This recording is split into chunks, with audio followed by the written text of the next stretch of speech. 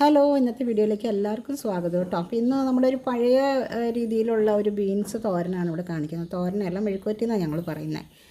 അപ്പോൾ ഇത് എങ്ങനെയാണെന്ന് വെച്ചിട്ടുണ്ടെങ്കിൽ തളരെ അരിഞ്ഞ ബീൻസ് ഇതുപോലെ വെള്ളം വറ്റിച്ചെടുക്കുക ചെയ്യുന്നത്. ബീൻസിൽ താഴെ വെള്ളം വെച്ച് ഉപ്പിട്ട് വേവിച്ചെടുക്കുക. അതിന് ശേഷം ഒരു ചട്ടി വെച്ചിട്ട് നമ്മൾ നല്ല വെളിച്ചെണ്ണ ഒഴിക്കുക.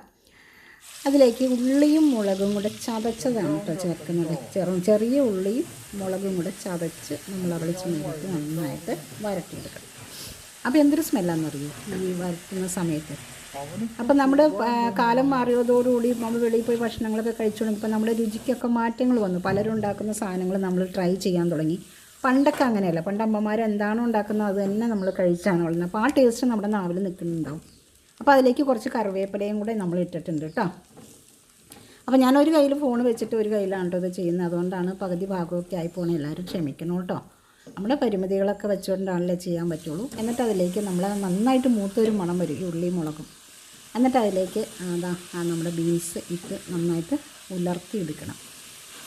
അപ്പം ഞാൻ ഈ ഉള്ളി മുളകൊക്കെ മൂപ്പിക്കുമ്പോൾ ഞങ്ങൾ പണ്ട് എന്താണെന്ന് വെച്ചാൽ കുറച്ച് കൂടുതൽ ഇടിച്ചിടും. എന്നിട്ടത് മൂത്ത് കഴിയുമ്പോൾ അതിൽ നിന്ന് കുറച്ച് ഉള്ളി മുളകും മാറ്റി വെച്ചിട്ട് അതിലേക്ക് ലേശം ഉപ്പ് പൊടി ചേർത്തിട്ട് ചോറിൻ്റെ കൂടെ കഴിക്കാൻ നല്ല രസമാണ് കേട്ടോ.